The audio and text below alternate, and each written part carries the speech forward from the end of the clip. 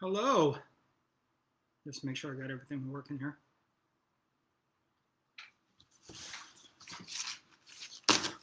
Hey everybody, it's Paul.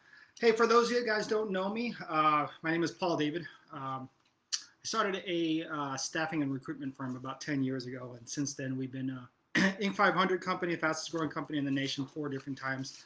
Best places to work, and been a mentor here for the last 3 years. So some of you guys know me, some of you guys are new, so wanted to kind of give that brief introduction before I started going into these questions here. But I'm glad I'm here with you guys, and let's get cracking and let's get these things answered.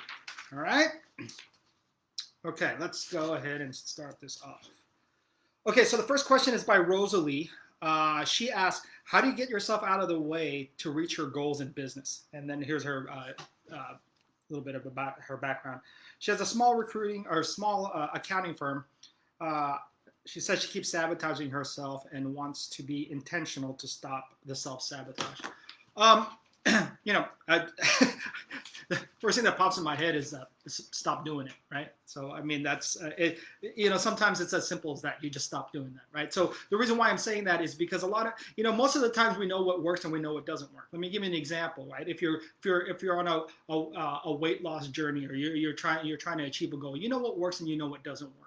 Now, what you have to firmly kind of understand is that whatever your goal is, right? Obviously, you started this firm because you want to be successful, you want to make money, you want to help people, you want to provide service to your community, whatever it is, you got to stick to that goal and then try to examine everything that you're doing. Like if you're not waking up on time, or if you're not following up with customers, or if you're not following up with clients, or if you're not doing what you need to do, then is that in support of the goal that you want, right? And if it's not, then why are you doing it, right? And because, majority of the time, it's not that we're intentionally sabotaging ourselves. We just don't want to do a task, and I don't know why you don't want to do it. It could be because maybe you're scared to fail, or maybe you're afraid of rejection, or whatever it is. So those are the things that you need to ask yourself. So this question is, how do you get yourself out of the way, right? Again, you just do it, right? You ask yourself, why am I sabotaging myself in the first place, and is it in support of the goals that I want? So, yeah, it's kind of as simple as that. I mean, I don't necessarily want to keep on going on with it, but it really is that simple. I mean, you have a goal. Everything that you do towards that goal, if it is in support of that goal, then you do what you do that. If it's not, then get yourself out of the way. And another tip is try to get your emotions out of it, right? Because a lot of times what we do is when we're going down a task, especially in business, is we're not thinking logically. I mean, we have to think logically, and we're thinking more emotionally. If you try to get emotions out of the way and really focus on hey, these are the black and whites of what I have to do here, you take the emotion completely out of it. So that's what I would do. And I mean, that's not what I would do. That's actually what I do. So hopefully that helps. Next question is from Kristen. What are some of the most effective marketing research strategies when you're having trouble getting in touch with online entrepreneurs making over 6 figures? Here's her business background. I am a launch copywriter for an online entrepreneurs. I want to shift my messages and branding towards higher level entrepreneurs, but have trouble getting in touch with them. To ask questions. It's either I never get a reply, their assistants say no to me. Also, I can't tell who makes that kind of money just by looking at their profile. Okay, this isn't very different than what we do from a recruiting perspective, right? So again, I told you that 10 years ago I started a staffing firm. So what we do is we basically sell staffing and recruitment services to corporations that are in need of personnel, right? So what we're doing is we're constantly looking for who the decision maker is. And the one thing that we do is that a lot of times we just don't know, right? One of the things that you said here is that you don't get a reply. I think you have to ask yourself is how many times are you following up with that particular person, right? Because a lot of times, I mean, I know I'm not going to reply all the time. I won't reply to 3 or 4 or 5 or 6 different kinds of email requests to me. I might not reply, and that happens to me in Instagram too, and in Facebook. So I'm not going to reply. However, if you continuously follow up you will get a reply, either no, or I'm not interested right now, or tell me about your what your services are, right? So I have a coaching group to help people start their own staffing firms, and one of the sales strategies that we use is a follow up cycle, right? It tells you about your cadence, how you have to do this, and I'll kind of give it to you. What we do is when we do an initial reach out to, let's say, a prospective customer, right?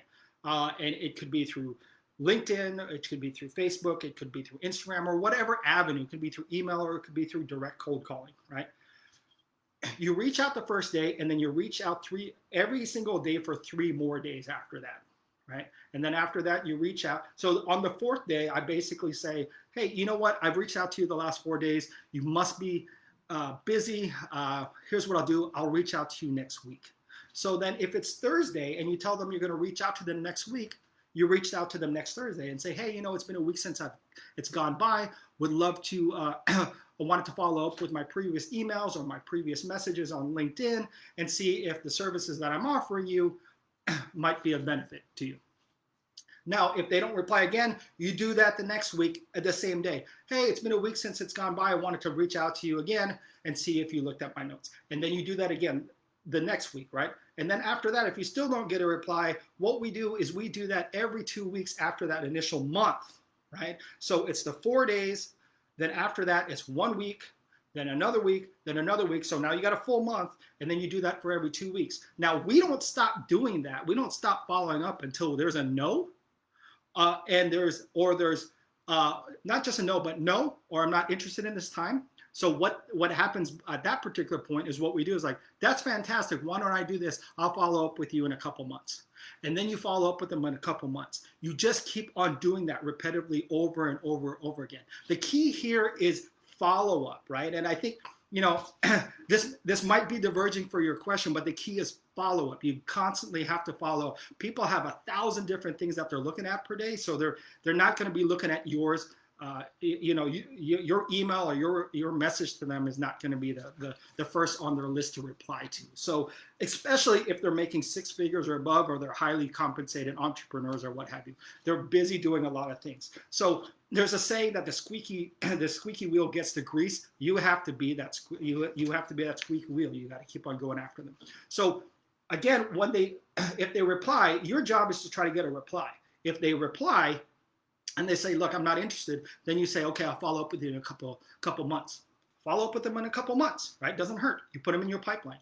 If they say, I am interested, then get ready to pitch. So that's a whole different story. So when you're ready to pitch, then you've got to do those qualifying questions that you're asking. Like you're asking, how do I find 6-figure entrepreneurs? Well, then you qualify them by asking the questions. Well, okay, just, I don't know your business, but, from the top of my head, this is what I would do if you can get them on the phone or a Zoom, right? You don't want to try to do this over a message. You want to try to get in front of them either through a Zoom call or in front of them or on the phone or what have you, right? Because it's easy. Then I would qualify them. I'd say, hey, tell me about your company.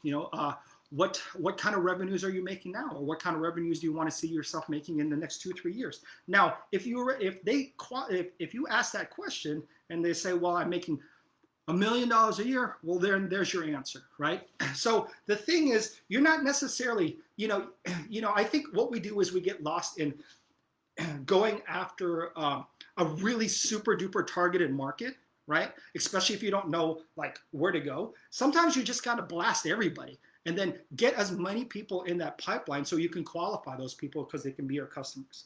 So that's what I would do on this. I would reach out to as many people as you think online or on Instagram or on Facebook that you think might be making over 6 figures, and keep on going after them. And then when you finally get in touch with them and they want to do business with you, then you qualify them from there. And then you'll start to build up a pipeline, and you'll know who to call and not to call and who to follow up with and what have you. Okay? Okay. What are some of the best ways to land new clients on LinkedIn other than cold messaging? So this is Kristen asking a secondary question. What are some ways? Okay, so other than LinkedIn, I mean, obviously you can advertise. You can do you can go after. I mean, we don't go after clientele on Instagram, but I know I get it all the time. I get people trying to verify my account or whatever, and they just keep on like going after me in that particular sense. I think you can use different social media paths if you want to do that. Here's another thing that I would do. LinkedIn and Facebook both have groups, right? So they have certain entrepreneur groups, or they have some certain like business groups, segments, industry like verticals. I would get in those industry verticals. Again, it seems like you're doing copywriting. First thing that pops in my head is I don't know, maybe reaching out to like insurance agents. Maybe they need copywriting on their for their websites or their brochures or what have you. Let's just say that particular segment, right? Like the insurance brokers, like life insurance or whatever brokers, right? Then I would go onto a Facebook or LinkedIn group and then go into like a insurance association group on LinkedIn or on Facebook, and then see who's commenting on marketing or copywriting or what have you, and then post, right? And then I'd also contribute on those forums. Like if you've ever joined a forum, people are always contributing. Hey, here's a task, here's a tip, here's what you should do. I would contribute on those forums. So those are some of the other things that I would do to try to launch your service. Getting in groups. It really is a matter of trying to get out there and connecting with as many people as you can, because you really don't know where it's going to come from. It's just like my business from the other end, right? Like we do recruiting, so not only do we have to find the client to work with, we need to find the candidate or the person that wants to take that job. And really all our job is networking as many places as possible and really getting to know it. Sometimes I akin it to like a debt collector. You got to kind of try to find every single avenue where you can find that person to collect the debt on. And that's what we do to try to find candidates and to try to find customers, is that we take every single avenue that we possibly can. Okay. So the next question is from Tatiana. What are some of the ways that I can reward my employees to keep them motivated and excited in a quick service type restaurant? The summer gets really busy and we want to do something exciting where we give them something, $500 to $1,000 bonus at the end of the season. I was thinking a chart to keep track so people can get really excited. I don't want to be a cutthroat competition. I want my team to work well together. And I want them to feel appreciated. Okay, tough industry right now. Everything in hospitality and everything in restaurants are really, really tough. So I get why you're doing that. We have lots of clients that are really trying to get keep their staff and keep them motivated, because it is a difficult time. So knowing that, I think you're on the right track as far as the bonus and what have you. Some of the things that I would probably suggest is maybe you can throw out something like collectively, right? Because you said you don't want to do something cutthroat. What about if you can get them collectively as a team? I don't know. I'll give you an example. Let's say there's like 5 of them. There's our 5 employees. What about collectively they hit a goal, right? So it's not an individual thing. It's not like they're competing against each other. If I'm reading your question right, is that, let's say collectively they need to achieve a certain goal by the end of the summer. And if they achieve the goal, then all of them get like a lump sum, like, $1,000 divided by 5. So it's not just individually one person's doing another. The reason why I like collective goals is because it doesn't turn into a competition. It becomes into a collaborative team event, right? So what they basically do is they also keep each other accountable, meaning that, let's say you do an end goal. If the team achieves this particular goal, if one person's slacking off, then the whole team comes and keeps them accountable at the same time. That might be when you're asking, you don't want to make it cutthroat. That might be something that can really alleviate that problem where people become competitive within each other, right? Because what you want them to really do is not really be competitive, but be more collaborative with each other. So if you can establish a team goal, then I can see that might be a little bit better. And if the whole team achieves a certain goal at the end of the summer, then they get a bonus or what have you. This is not anything different than what a big company does on bonuses, right? So like, if you work for a company and they offer you a bonus, they do a couple of things. Is that they say the bonus is contingent, the bonus is contingent on not only your individual performance but collaborative as a company. So that's what they do. So that's something that you might want to check out and try to do, so you're not getting the competitiveness. AJ asks, how do you choose where to focus when everything needs work? Okay.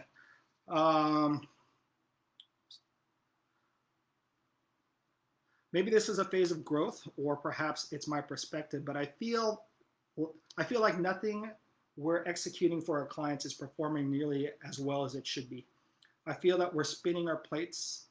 I feel like the spinning plate entertainment guy who always bouncing from one plate, and that's about to fall to another. With many different types of plates wobbling, I'm really struggling to apply my focus to really excel at any one thing. Okay, well, that's the problem right there, is that you're all over the place, right? You're never going to master one thing if you're doing everything, right? It's impossible. I don't care how good you are at multitasking. There's been studies that show that multitasking actually isn't even a good thing.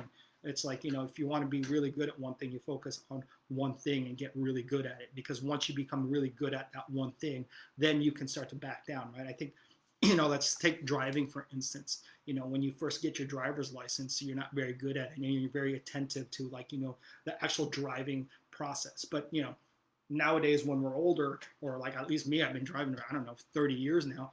It's like, I can eat, and I mean, it's almost autopilot. So it's really important to focus on the specific task. Now, how would you break this down? Well, you want to look at all the tasks that you have at hand and approach which one has the most impact, right? So it's important to understand which one is the most impactful, and which one is needs the most attention. There's a whole. What you need to do is actually take all those tasks and prioritize it, because I guarantee you, not every single task that you have at hand is the same level of importance. I think they're all different, and what you need to do is take all those tasks, right, and then prioritize it. And then once you prioritize those tasks, then you hit one task, and then another task, and then another task, right? Because if you're trying to do all of it and be perfect at all of it at the same time, and you can't stabilize one task or one event that's causing problems, then all of it's going to be a problem. So take one at a time. So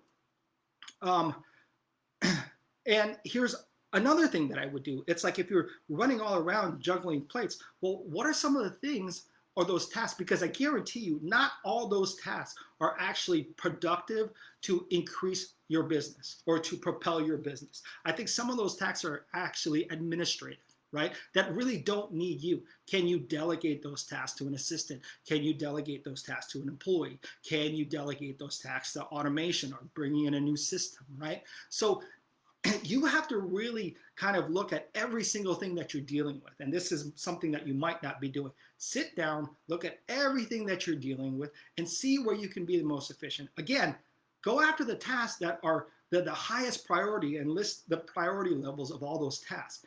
And then make that high priority task, complete that task, make it as efficient as possible, and then go to the next one, and go to the next one, and go to the next one. And then also determine which one is just purely administrative. Which one can you delegate out? Which one can you automate out? Which one can you make more efficient, so you're not going into this problem? So those are some of the things that you need to do. I think what's happening at this particular point, and again, I'm just reading this from what you wrote here, is that you don't have a plan, right? Because if you had a plan, then you would know how to attack it. But right now, you're just like, when I think of someone spinning plates, it's just like, I don't have a plan. I'm just going to try to figure out which one's not going to fall so it doesn't break. But that's not going to work, because that's just going to exhaust you. You're going to be going back and forth and all over the place. But that's why you need a plan, and you need to execute the plan, and you need to figure out like the roadmap on what you need to handle first. Okay. All right. Heather asks, When acquiring a company with existing employees, what is the best way to introduce them to an existing team and implement our current systems? Slowly, slowly. I've acquired companies before, and it is a slow process.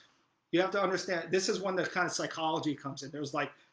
They spend thousands and thousands of dollars when they go into mergers because they go through like change management, right?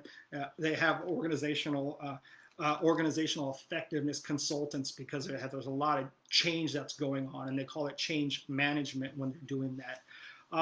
So one of the most important things is when you're acquiring another company and you're actually integrating systems and especially personnel, because the systems are going to be pretty easy to integrate. I mean, like let me preface that. In relevance, the systems are going to be much more easy to integrate than the team or the people, right? Because when change happens, just like in anything in life, what do? We resist the change. So like what happens is when you bring on internal staff, that's just changes going all over the place for them. So the important thing to do is when you are absorbing or when you are acquiring another company, you need to really focus on the anxiety of the staff. So how do you do that? Well, you talk to them, right? You tell them what you're going to be doing. So like what that means is when you're integrating their process, you let them know step by step. Okay, new employee, here's what we're doing, right? You bring them all into a conference room, or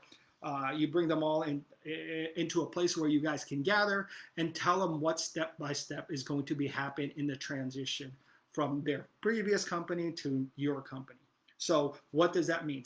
You have to reassure that nothing's going to happen with your salary, if that's the case, right? That's always the first thing that they're freaking out about is like, are you going to change my vacation time? Are you going to change my salary? What are you going to do? Are you going to mess up my benefits? Is my PTO and vacation time going to be like eradicated? What is going on? What about my 401k? Anything that is personally what they're personally attached to, right? That is going to focus on, that is going to change their livelihood, you need to address, right? And that's really important. You know, if salary is going to dip, you need to figure out a way how you're going to change that, right? Because like if you're going to drop salary, you need to figure out, okay, well, if you're dropping salary, you're going to get attrition. People are going to quit. So what you need to do at that particular point is find out how to rehire people. Because I'm assuming when you acquire a company, you're acquiring their clientele, which is then going to magnify your workload. So you want to keep that staff. So again, so step by step, really easy is that you have to address the concerns that the new staff is coming into. If you're not changing any salaries, I'll give you an example. Look, everything's going to stay the same. Your salary is going to be the same. Your benefits are going to be the same. Your type PTO is going to. Rest assured, nothing is going to change. We're going to try to make this transition for you guys as painless as possible. And what we want to do is really kind of keep an open door to make sure that if you have any concerns during that, we're not forgetting your concerns, and we're going to address your concerns as they come up, right? And we're going to we're going to make sure that we can situate any of your concerns. So the reason why I'm giving you kind of this dialogue and talk track is because that is super important. Because if they do not want to, if you got a whole new staff that's coming in and they don't, and they're freaking out and they're nervous, just forget about your systems. It's not going to work, right? So you got to get that buy-in and that trust from them. So that's what I would do first. Really quick, address any kind of concerns, or make sure that they're at ease and their anxiety is like appeased because all of this change is coming. And then after that, once you get that, then it's really a lot easier to teach them your systems, right? Because you've already got them to buy into what you were doing, right? So again, it's really, really easy to teach them the systems. I mean, it's easy to teach people systems. It's harder to get them to buy into what you're going to be doing, especially when you're acquiring a company. So really, it's a matter of making sure that that you keep the staff that you're bringing in at ease, and you're openly communicating with them on the steps that it's going to take to integrate them into your company. Okay, Heather asked the next question.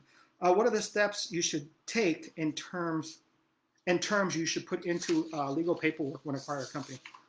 Yeah, that's a good question. You know, when acquiring another company, there's a lot of due diligence that you have to do prior to even acquiring another company. if I can make this really easy, some of the things that I would look out for is like how much debt are they carrying? What kind of debt are they? How much debt do they have? Is there any liabilities that they're carrying right now? Right? Are they? Is the company profitable? Right? So it's like first thing that I would look at.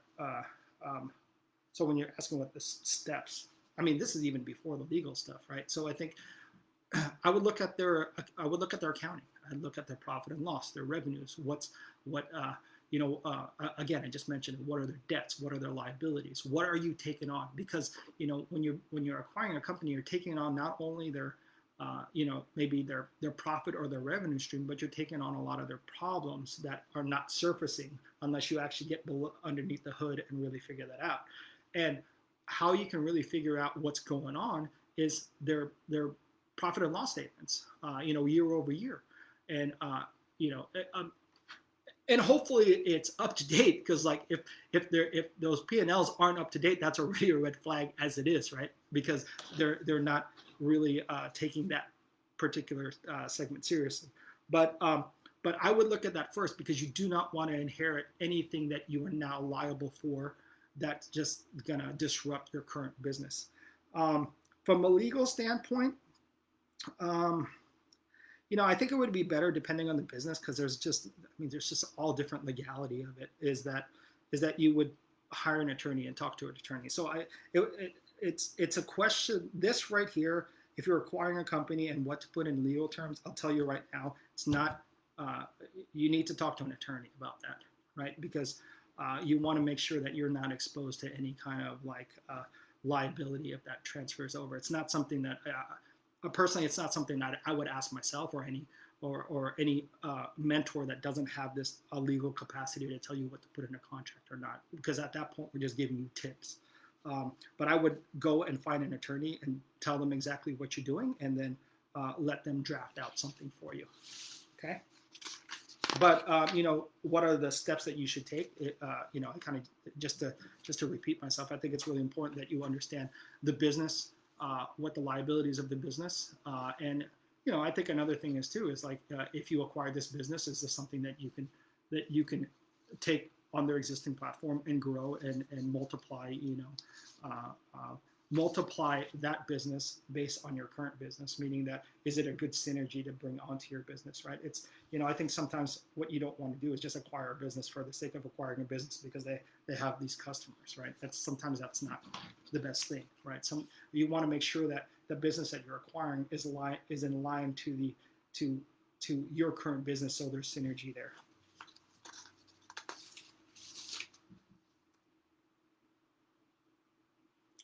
Okay, so Tatiana asked another question. I have employees that, okay, I think I read this one earlier. I have an employee that left to go work for another restaurant, and just messaged me to let them know that it didn't work out there, and she can have her job back with us. What should I do? Well, I guess that depends. For me, if they did that, I mean, I'm not against. That's happened to me before over the years, and I'm not against bringing them back. But I want to know the circumstances, right? So it's just not. So I guess my question to you is the first thing that I would do is how did they leave? Did they leave in good terms? Did they give you a 2-week notice? Did they give you the required notice that you need? Were they professional when they left? Right. That's the first thing that I would ask. I would also take in consideration that how was their performance when they were with you at that particular time? Were they good employees? Were they good performers? Did they arrive on time for work? Did they stay after? Did they take on more responsibility than they need to? Did they go above and beyond? All those particular questions. Now, if they left professionally, if they gave you the notice that you needed, and if they were really good workers prior to them departing your company, yeah, I would absolutely take them back, right? Because sometimes we go leave for maybe perceived opportunities for one reason or another, right? But what I would do if you do take them back, then I would ask, hey, where do we stumble? Where did we come short? Why did you leave? Why did you, this is actually a really great opportunity, and I really think that a lot of employers don't do this, right? Is when people leave, we don't ask why, right? Because a lot of times it's most people don't think, but people don't really necessarily always leave for money. They leave because they're dissatisfied with management. They don't feel like they don't feel like the opportunity that they're in is a good opportunity for them. So I think this is an opportunity for you to, like, if you do take them back and they are good workers, it's an opportunity for you to say, hey, where did we come short? Why did you leave? I mean, was there a reason? I mean, was there opportunity? I mean, obviously their opportunity was far superior than the one that we were offering, because you left. So where did we come short, and how could we improve? So to make sure that you don't leave, especially if that's a good employee, right? So that's what I do. But if they sucked, don't bring them back. Why the hell would you bring back a sucky ass person? So Martina, she asked, how do I get stronger about motivating yourself? Well, there's a funny thing about motivation, right? People's like, if I was just more motivated, but what you don't understand is motivation is actually a byproduct of a positive or a good result, right? It's like the gym, right? No one's really motivated to go to the gym and work out. It sucks, it hurts, right? But the minute you start seeing your muscles come through your shirts, the minute you start seeing your waistline go down, then you get motivated, right? So that's kind of the same thing. So you want to know the foolproof plan on how to get motivated? Well, create the positive result that you want, right? So whatever business it is, I didn't read you run a home healthcare business in Switzerland. Okay, cool. I'm a trained nurse. Sometimes I feel a loss of motivation and direction. How do I stay on track? Well, again, let me read that again so I can answer that. How do I lose motivation and direction? To kind of go on the talk track that I was doing before, if you want to stay motivated, you create the result that you want, right? So now that I read your thing, I'll explain it a little bit differently.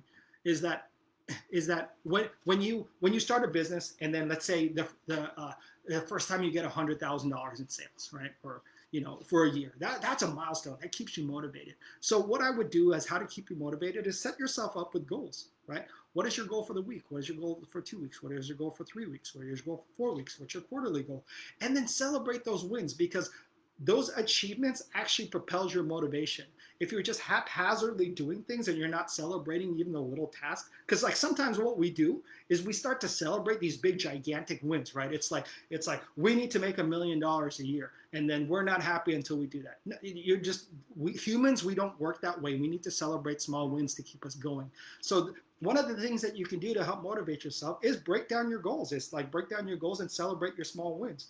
Once you achieve a goal, do a goal every single day. I don't know how many of you guys set up goals every single day, but I set up a goal every single day, even if it's dumb, right? If it's like, okay, I'm going to do 14 push-ups. I don't know, whatever it is. But look, I accomplished something. That does something to us psychologically when you achieve a goal, right? Because most of the time we're thinking negative about things all the time. We're not this, we're not enough here, we're not doing this, we're not good enough here.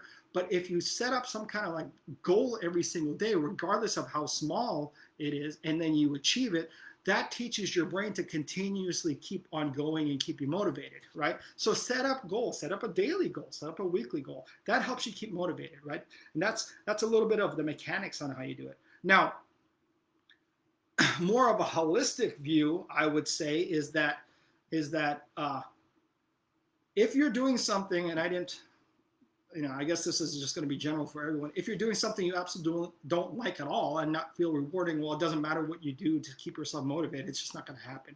So you want to ask yourself that too, is like, hey, is what I'm doing something that I want to do? And that's what happens. Sometimes people lose motivation, or they lose like the zeal for things.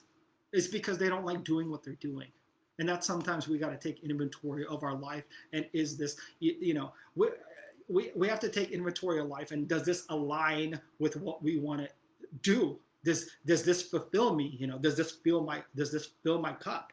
So that's something that I would take into consideration too. Next question is by Tatiana. Should I be concerned about taking my staff on a boat for a day if a few of them are underage? Absolutely, yes. If they are underage, yes, I would, 1,000%. However, if you do, you need to get the permission slips from their parents, right? And all of them need to sign liability waivers in case something happens, especially on a boat, If there is alcohol on that boat around minors, that is not a good thing to do at all. really what you want to do is decrease any kind of liability that you have. So again, okay, bring them on a boat. Sure, if you really, really want to bring them on the boat, understand that you're exposing yourself to liability. The first things I would do is like everyone on that boat needs to sign a liability release, right? A liability waiver, right? If they're underage, they need to get it signed by their parent, right? And then you need to tell their parent exactly what's happening. I would not bring any alcohol on that boat if that's any kind of decision that you want to do. Because like I know a lot of our corporate parties, when I rent out a boat, kind of cruise down Newport Beach here with the staff, there's going to be alcohol in there. We have little drink tickets. Man, that's a mess. so and especially with minors, you know, yeah. I mean, if you're going to rent a boat and have minors on the boat, then do not bring alcohol at all.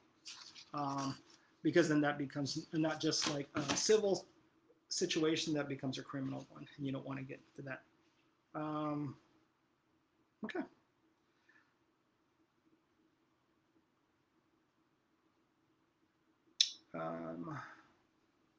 Oh, you asked that. My husband's biggest concern is underage employees drinking. Yeah, that's not a good idea.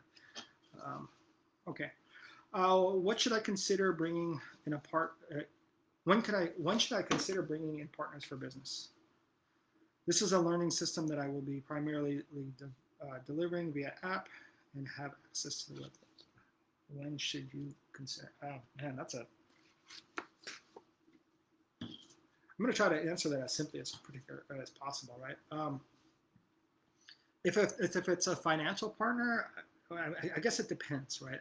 It seems like you're developing a learning platform or what have you. I guess you have to ask yourself, why do you need that partner? Is it from a financial sense, or is it from an operational sense? And what I mean by that is that do you need to bring in a partner because you need money, or do you need to bring in the partner because you need knowledge? Right, two different things. If you need to bring on a partner because of money, then I would bring him on as an investor, and I would bring him on as an investor with no decision-making authority at all, right? Because the one thing that you want to do is bring on somebody that's going to give you cash and then tell you how to run your company, right? Because they don't, especially if they don't know what it is. Now, if it's an operational partner, which you're bringing in for knowledge, then that's a different story. Let's say you're building this learning platform and you're actually developing the app, and you are not a software engineer, right? Then I would bring on a partner, and especially one that is a software engineer, right? So they can do that side of the house. You know, I started a company that was within a recruiting, and it was a technology platform. I'm not a technologist, and I'm not a software engineer by any means. And I did not want to pay a salary to someone. I wanted someone with skin in the game, because what happens if you hire somebody to be part of your company? There's not enough skin in the game sometimes for them to actually do a really good job, especially at the beginning, kind of that newborn stage of a company.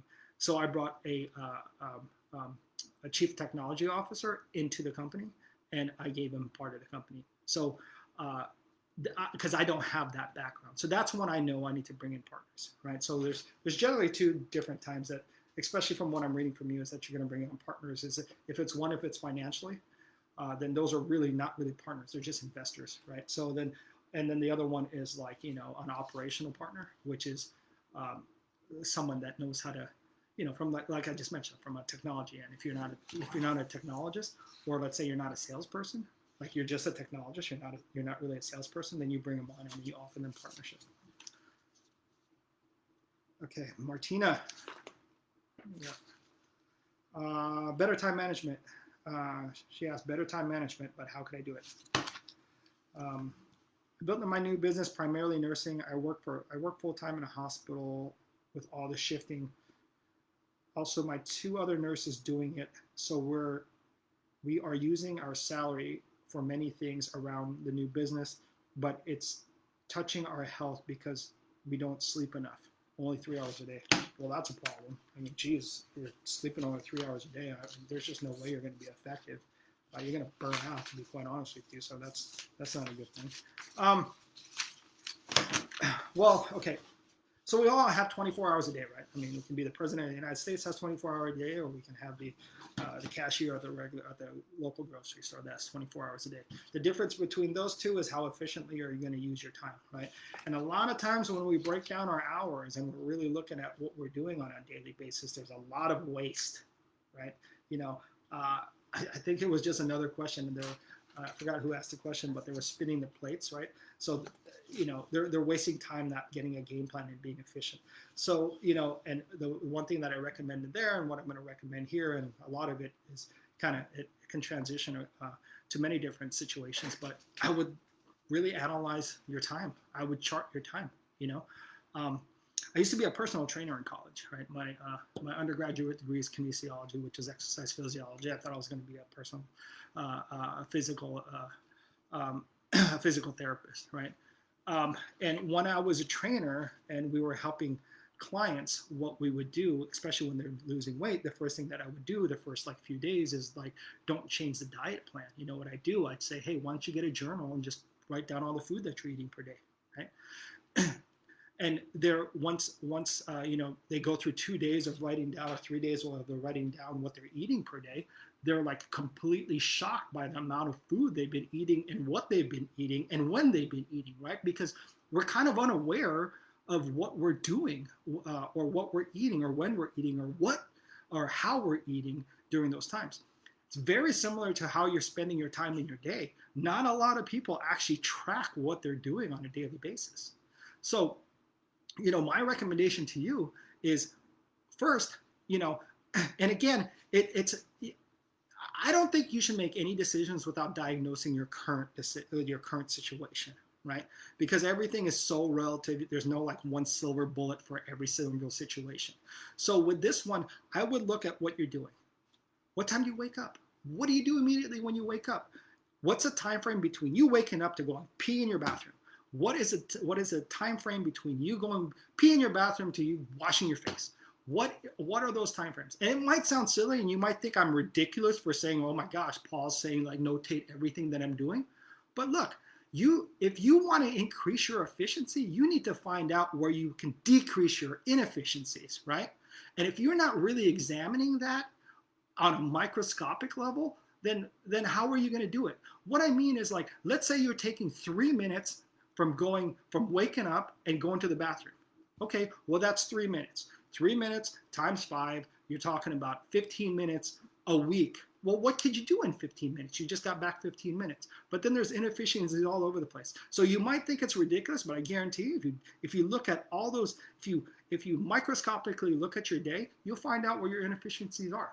And then what you can do is let's go back. What we're talking about is chart out your whole entire day. Okay, how long does it take you to get downstairs? Or how long does it take you to put on your clothes? Or how long does it take you to drive to your office? Or like, how long does it take you to get your Starbucks coffee? And then once you map out that whole entire thing and you journal that whole entire thing, just like the spinning plates, right? You map out everything, you look at every single thing, then you start to plug in where the inefficiencies are. And then you start to look at that and you start to maneuver things and say, well, I can do this here, or I can do this here, or I can do this, or I can do this. You know, once you have that laid out, then it's easy for us to look at, where do I need to spend less time? Do I need to really go to Starbucks and get a cup of coffee because it's costing me 25 minutes a day? Or should I just make it at home? Should I just get an automatic like coffee brewer, you know, and then save myself 25 minutes a day? Now, you don't have to give that up forever, but you have a startup, right? You have to try to squeeze out all the inefficiencies out of your day and make it as efficient that you have. Here's the thing, guys. When you are starting up in any business, which most of you guys are, right? I think everybody in this program is under $1 million, right? Is that when you have a brand new business or you're trying to start a business, you don't have a lot of capital to like screw around with. You don't have a lot of revenue or money or any of those resources to screw around with. What you have is your time, right? You offset the amount of money that you're making by your time. What I mean by that is that you need to delegate your time as efficiently as possible because you don't have room to make an error. But if you let's say if you are making a lot of money, then you have, the more money you make, the more time that you're going to buy, and you can be sometimes less efficient. But with right now, if you're starting up a business and you need to get advantage of you need to have advantages over other people. You need to figure out where you're going to utilize your time in the best capacity as possible. So again, go over your whole entire day. I mean, this is what I'll tell you. Go over your entire day, document everything that you do per day, how long it takes you for doing one thing to another, and then analyze that, and I guarantee you'll know what to do. You'll know what to take out and where to plug out, and what to add and where to maneuver things, and what to do from there. I think that was the last question. Oh no, it's not the last question. Got one more. Bear with me. What time is it? Last question is by Martina again. How can I tell my colleagues in a friendly but strong way that I need more help, more engagement to build our company and make our dreams come true?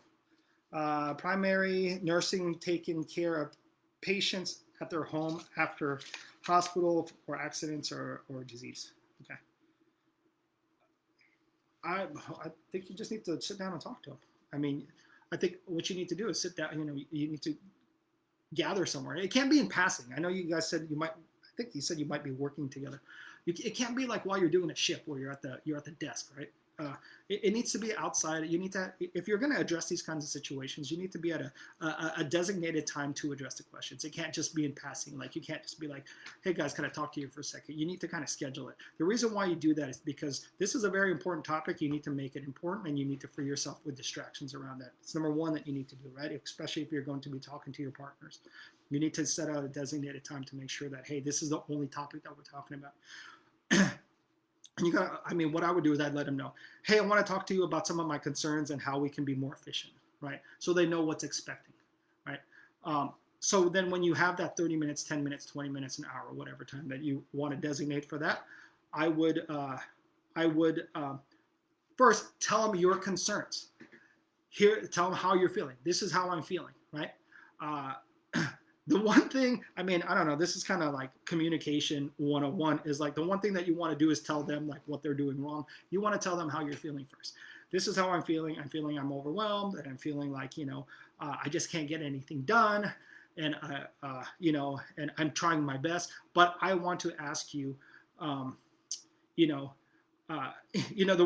one thing that I used to do is like, hey, I want to perform better. I'm just feeling overwhelmed. I have these. I don't think I can possibly get it done. So I'm asking for your support, right?